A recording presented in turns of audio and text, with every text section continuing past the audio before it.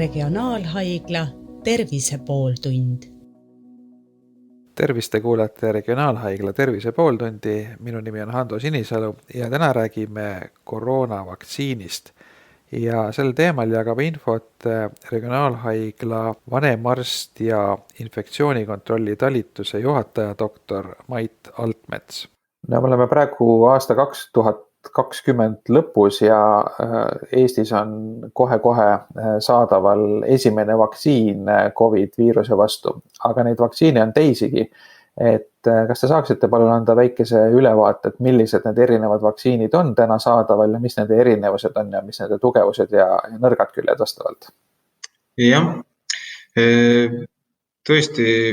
päris mitu vaktsiini on lähiajal Eestisse jõudmas, aga üle maailma on arenduses ligi 200 erinevat vaktsiini.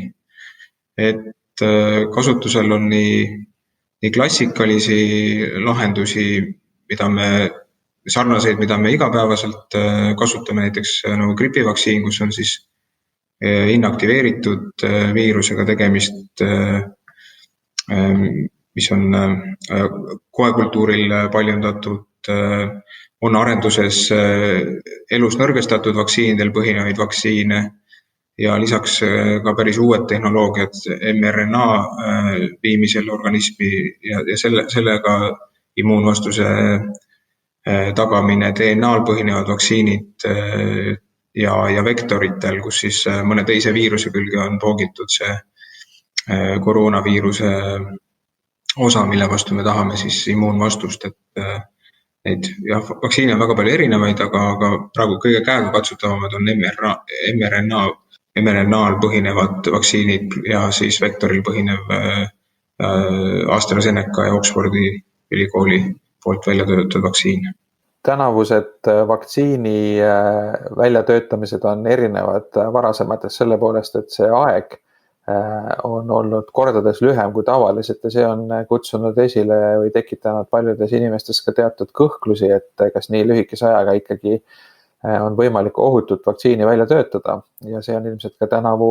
kõige suurem mure, et miks päris palju inimesi on enda vaktsineerimise vastu. Et kuidas te kommenteerite seda nii-öelda topeltkiirusega või mitmekordse kiirusega välja töötatud vaktsiini tehnoloogiat, et kas see kätkeb endas mingisuguseid ohtusid ka? No, eks seal on mitu aspekti, et üks asi, et see rahasumma, mis on nende vaktsiini arendustesse praegu antud ja millega see töö käib, see on meeletult suurem võrreldes meie klassikaliste vaktsiinide loomisega, et see inimtöö tundide hulk, mis selle ühe vaktsiini tegemiseks praegu on kulunud, on võib-olla samaväärne kui mõne teise vaktsiini mitme aasta töö. Et see meeskonnad on suuremad ja samamoodi on regulaatorid, siis erinevate riikide ravimiametid ka kiirendanud enda protsesse, aga samas lubades, et ohutuse poole pealt mingeid järeleandmisi ei tehta. Ja samamoodi ka kliinilistes uuringutesse on väga kiiresti leitud suur hulk inimesi, kuna inimesed on ise ka huvitatud selle vaktsiini saamisest või ütleme lahenduse saamisest, et see kõik on seda protsessi kiirendanud. Et ma selles pooles nagu väga probleemi ei näe ja mis seda kindlust võiks juurde anda on ka see, et osad vaktsiinid on siin Suurbritannias ja USA's turul, aga see ei tähenda seda, et nende jälgimine ja järgimine ei lõpeb. Et siin Pfizer on öelnud, et nende toote selline turul olev järelevalve kestab vähemalt 2 aastat, nii et sellist ohutusinfot kogutakse jätkuvalt ja kui sealt peaks mingid probleemid ilmnema, siis kindlasti ka reageeritakse. No siin on ka see küsimus, et keegi ei taha esimeste seas olla, et see on ilmselt ka inimlik, et mõeldakse, et las teised proovivad enne ja siis kui midagi ei juhtu, siis ma luban ka ennast vaktsineerida, et kuivõrd nagu selline mõtteviis pädeb, et proovida lasta teistel inimestel enne seda vaktsiini saada, vaadata, kas mingid kõrvaltoimed või mingisugused kahjulikke mõjusid avaldub ja alles siis vaktsineerida ennast. No, eks see on väga inimlik ja inimeste ettevaatlikkus ongi erinev. Selline lühike suhtlus siin enda haiglas on päris palju töötajaid tegelikult, kes ikkagi on ka siin esimeses järgus valmis vaktsiini saama, et see ei ole selline valdav ja nagu siin ka riigi tasandil on uurimusi tehtud, siis tegelikult selline valdav enamus ikkagi on valmis ennast vaktsineerima, võib-olla on see kõhklusi, et samas Suurbritannia ja USA kogemus on näidanud, et huvi on päris suur, et tahetakse seda vaktsiini ikkagi saada. Et ja kui need esmased edukad vaktsineerimised on ka tehtud, siis kindlasti see mitte suutlikkus, aga soovijate hulk kindlasti ka kasvab. No Suurbritannias ja USA's on nüüd nädala jagu või isegi veidi kauem inimesi vaktsineeritud, et kas sealt on ka mingisuguseid selliseid õppetunde juba, et mida me saaksime rakendada? No, uuringutes, kui me siin räägime kahest mRNA põhisest vaktsiinist, ühes oli ligi 40 000 inimest uuringugruppides, teises 30 000, et sealt päris mitmeid õppetundi juba saadi, päriselu kindlasti annab oma infot juurde, et sellised hüperallergilised inimesed, et nendel võib olla siis suurem tõenäosus anafülaksia tekkeks. Et see on kindlasti, mida enne vaktsineerimist peab inimesega üle arutama, et kas on probleeme olnud ja võib-olla esimeses järgus sellised inimesed võiks jätta oma vaktsineerimise tahaplaanile, aga mingeid suuremaid tagasilööke, mis nüüd selles päriselu kogemuses on, et minu teada ei ole seda vähemalt teada antud, et midagi erilist oleks olnud. No me rääkisime juba põgusalt allergikutest, aga kas on veel mingisuguseid vastunäidustusi või on mõned elanikkonnarühmad, kellele see vaktsiin esialgu ei sobi või keda pole mõtet vaktsineerida? Need otsused põhinevad eelkõige sellel infol, mis meil olemas on, et vaktsiini on uuritud siis üle 16 aasta vanustel ja see tähendab seda, et lapsed on kõrvale jäänud ja ei ole seda vaktsiini uuritud ka rasedatel, et need on kindlasti 2 gruppi, keda siis praeguse seisuga ei saaks vaktsineerida. Teiste osas selliseid kitsamaid piiranguid ei ole seotud, et aga nagu iga vaktsineerimisega tuleb seda riski ja kasu siis hinnata ja see jääb selle patsiendi ja arsti või õe vaheliseks suhtluseks, et siin sellist väga kindlat suunist mina anda ei saa. Kui nüüd võrrelda neid riske, kui panna 2 varianti kõrvuti, et risk nakatuda COVIDisse ja risk võimalike kõrvaltoimete osas, mis puudutab seda vaktsiini, et kuidas kõige mõistlikum seda riskianalüüsi teie arust teha oleks? No üks asi, et oleks hea teada, mis need vaktsiinide põhilisemad kõrvaltoimed on, et nendel mRNA-l põhinevatel, mida on näidatud, on väsimus, peavalu ja süstekoha valulikkus, et need on nagu valdaval osal inimestest ja kui nagu järele mõelda, siis need ei erine sugugi teistest vaktsiinidest, mis meil igapäevaselt kasutusel on. COVID infektsioon, ma ise ei ole seda põdenud, õnneks ei oska nagu ise oma kogemust öelda, aga need inimesed, kellega ma rääkinud olen, kes kurdavad väga tugevat väsimust, mis kestab nädalaid, jõuetust, kõrget palavikud üle 39-40-ni ja need ei kesta mitte päevi nagu vaktsiinide kõrvaltoimed, vaid ikkagi võib ka nädalaid kesta, et see vaktsiini kõrvaltoime ja raske haigusjuhu võrdlus, et seal ma arvan, et igaüks oskab selle järeldusega teha, et kumb nagu lihtsam taluda. Aga siin on just nagu nooremad inimesed avaldanud arvamust, et kuna nooremate inimeste, tervemate inimeste seas COVID-i sümptomid on üldjuhul kergemad, et nende puhul võib-olla see hirm vaktsiini suhtes on suurem, et nad mõtlevadki niimoodi, et okei, et kui ma olen siin mingi 25-30 aastane, et siis tõenäoliselt põen COVID-i suhteliselt kergemini läbi ja ei hakka selle vaktsiiniga riskima, samas kui võib-olla eakamatel inimestel on oht nagu COVID-it väga raskelt põdeda ja samal ajal võib-olla seda vaktsiini kõrvaltoimet nii ei kardeta, et sellest nagu mõttekäigust võib järeldada seda, et eakamaid inimesi oleks mõistlikum vaktsineerida enne ja neil oleks nagu suurem põhjus vaktsineerida kui noortel ja tervematel. Jah, mõnes mõttes on see õige järeldus, et eelkõige haiglasse kipuvadki sattuma vanemaealised, seal üle 60-aastased. Et nende vaktsineerimine võiks tõesti olla üks esmane valik tervishoiutöötajate ja võib-olla eesliini töötajate järel. aga kui, eks see päriselu annab nagu rohkem kogemust, aga kui see vaktsiin aitab ka haiguse ülekandumist vähendada, siis tegelikult põhiline haigestumine toimub nooremates eas, et siis selles aspektis võiks olla ka nooremate vaktsineerimine igal juhul mõistlik ja vajalik. Aga ma arvan, et esialgu, kui meil vaktsiini on vähe nii-öelda turul ja kõigile soovijatele nagunii ei jagu, et siis selline tervishoiutöötajad, edasi riskigrupid, et see võiks olla selline mõistlik tee nagu, ja seda on ka riik oma vaktsineerimisplaanis ette näinud. Kui pikk selle vaktsiini mõju on, et kas piisab sellest kahesest seeriast ja siis on tagatud immuunsus või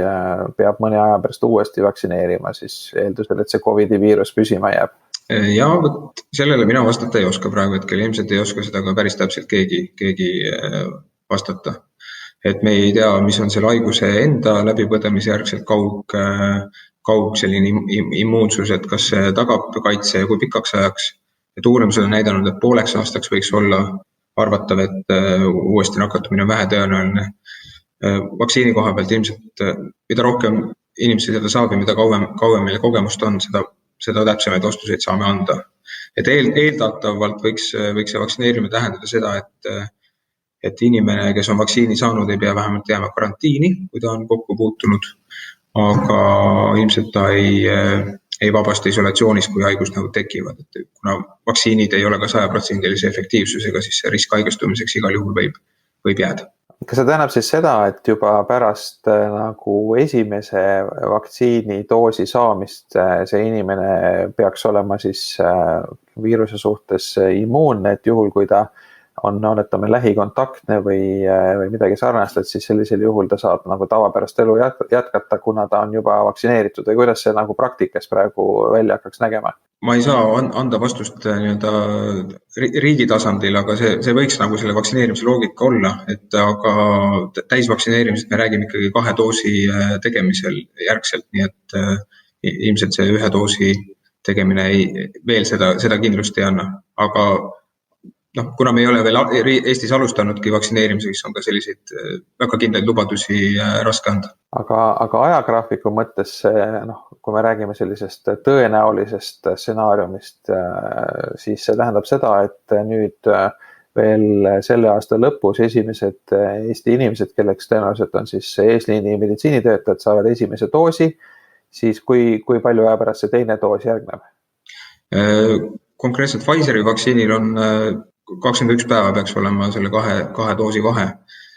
ja eeldatavasti, kui kõik läheb plaanipäraselt, transpordiga mingit probleemi ei ole, siis peaks 27. detsember olema siis need esimesed vaktsiinidoosid tehtud. Nii et siis need teised doosid saavad tehtud kusagil jaanuari teises pooles ja siis jaanuari lõpuks peaks meil olema juba mingi hulk inimesi, kellel on kaitse COVID-i suhtes ja kes põhimõtteliselt võivad siis kokku puutuda nakatunutega ja pärast seda kokkupuudet ei pea enam jääma isolatsiooni, on see nii? See on jah üks võimalik stsenaarium, aga ütleme, see on nii eriala inimeste kui ka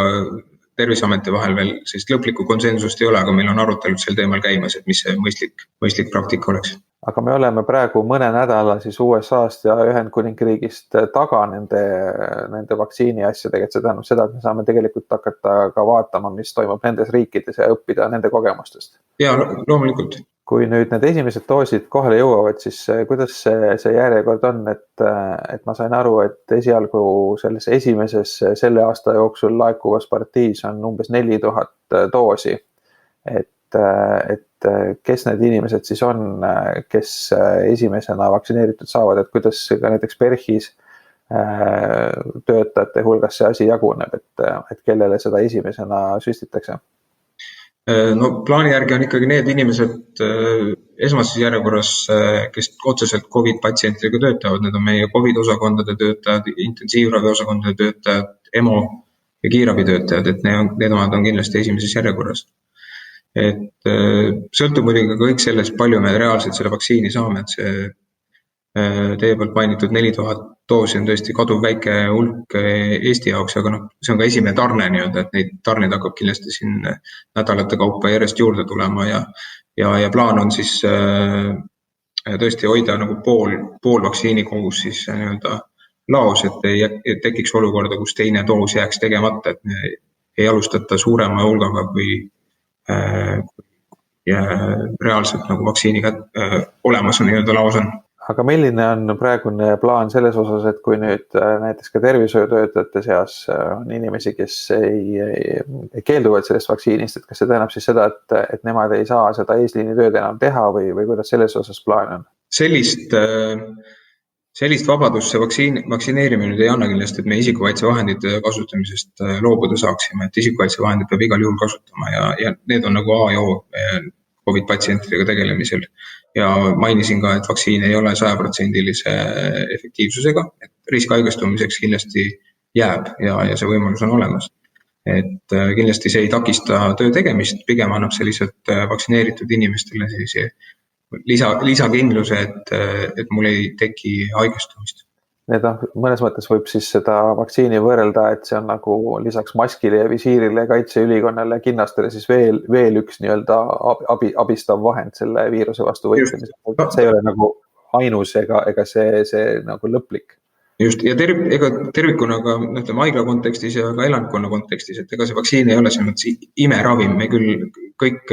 ootame seda,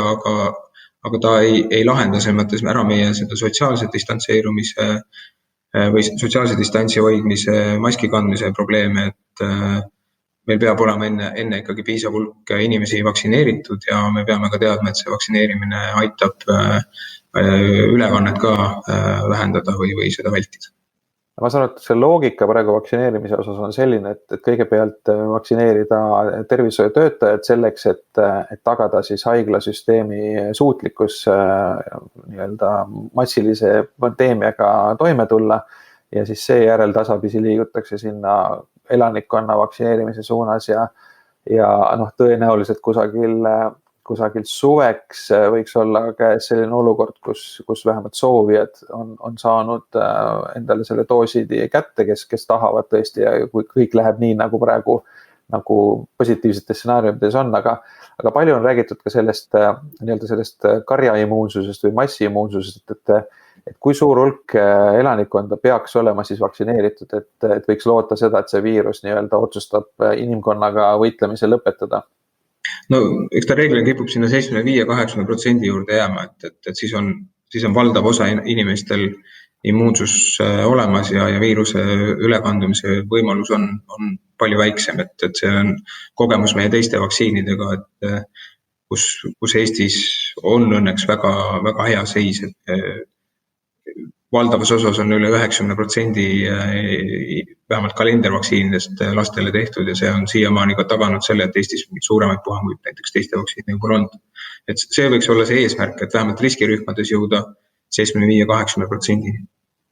Aga kuidas nende hooajaliste gripivaktsiinidega on, et tavaliselt kui suur osa elanikkonnast neid hooajalisi gripivaktsiine laseb endale süstida? No Eesti kipub olema seal Euroopa mõttes üsna tagasihoidlikul positsioonil, et kui ma nüüd ei eksi, kas me äkki eelmisel hooajal jõudsime 10%-ni, aga ma võin ka eksida praegu hetkel, et igal juhul ei ole see 75-st jääb ta päris kaugele veel. Et me enda haiglatöötajate mõttes oleme 50%-ni keskmisena jõudnud, et ka see on mitme aasta töö olnud, et elanikkonna kontekstis see kindlasti on madal. Aga kuivõrd palju üldse neid selle hooajalise gripivaktsiini kogemusi saab üle kanda praegu COVID-isse, et kui nüüd vaadata neid eelmisi aastaid, kus tehti hooajalisi gripivaktsiine, et mis õppetunnid sealt on, et kas see haiglatöötajate seas circa 50% taseme saavutamine, kas see on nagu selgelt näidanud, mõju avaldanud, et tõesti haiglatöötajad on gripile vastu pannud paremini või on siin mingeid muid õppetunde ka? No kogemuse mõttes tundub, et jah, et need viimased hooajad on olnud mõneti kergemad. Just siin need osakonnad, kus on ka suurem protsent vaktsineeritud.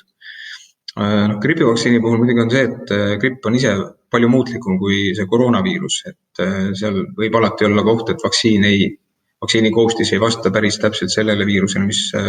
ringlemas on. Et koroonaviirus ilmselt nii muutlik ei ole ja võib-olla see efekt võiks olla suurem ja nagu me praegu hetkel ka ei tea, et kas me saame tõesti selle 2 doosiga piirduda, mis võiks olla muidugi ideaalmaailm. Kui seda vaktsiini peab hakkama kordama iga-aastaselt, see kindlasti sellist soostumust ka vähendab, et gripi puhul ongi probleemiks see, et teda peab iga aasta uuesti tegema ja see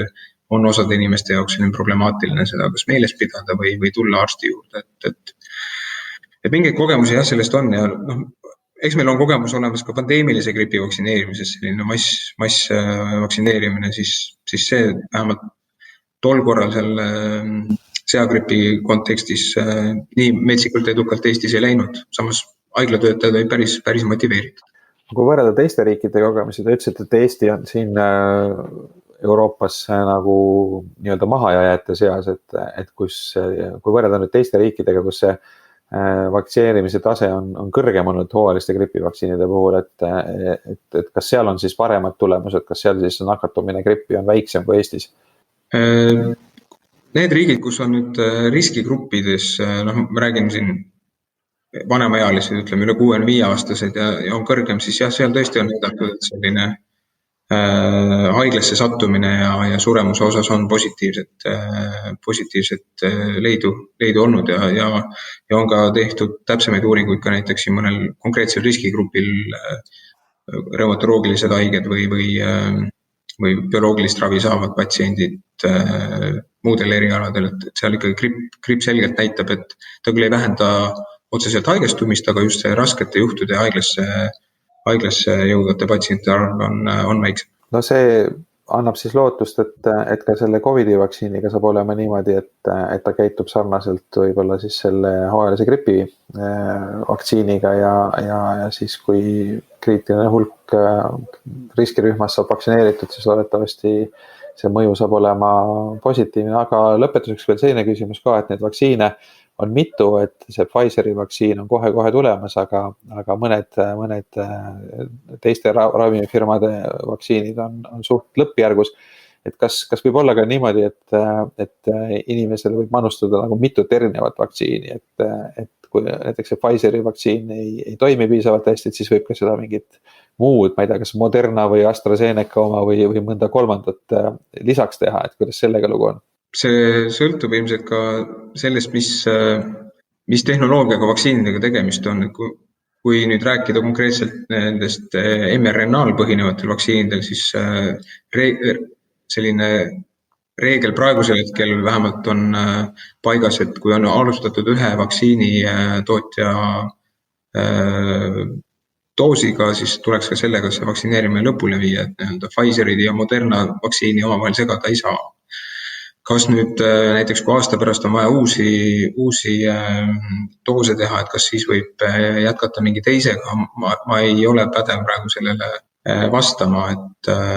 see võib ka nii olla, et need mRNA vaktsiinid, mis praegu esimesena on turule jõudnud, võib-olla aasta-2 pärast me enam neid ei kasuta ja kasutame midagi veel tõhusamat, et see kõik on nii kiires arengus, et ma ei julge siin mingeid lubadusi anda ja kõige efektiivsem ja võiks eeldada, et on selline elus nõrgestatud vaktsiin, millel võib samas jälle olla rohkem kõrvaltoimed, et kui mõni selline efektiivne vaktsiin turule jõuab, võib-olla see on see, mis meile nagu ka päris reaalse lahenduse pakub, et raske öelda, võib-olla poole aasta pärast oskan teile paremini vastata. Mis need Hiina ja Vene vaktsiinid on näidanud meile, et nendest nagu räägitakse pigem sellises kergelt iroonilises võtmes, et need ei ole nagu päris õiged või korralikud, aga ometi neid on juba mõnda aega kasutatud, et kas sealt on ka mingisuguseid esmaseid õppetunde või kogemusi? No eks seal probleem pigem ei ole mitte selles, et vaktsiin ei tööta, vaid lihtsalt need andmeid ei ole piisavalt jagatud, et teiste nii-öelda regulaatoritega siin Euroopa ja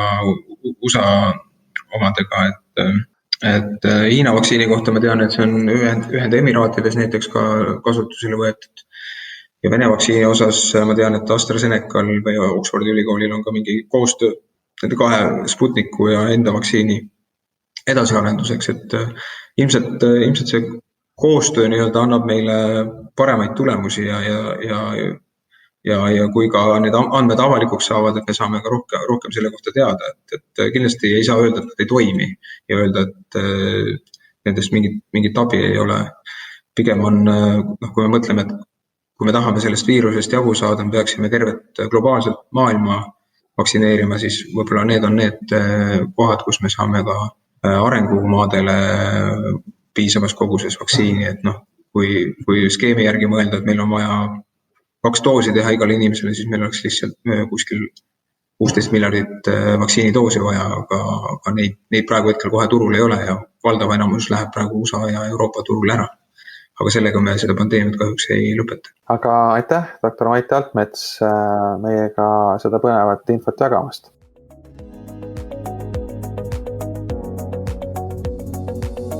Regionaalhaigla Tervise pooltund.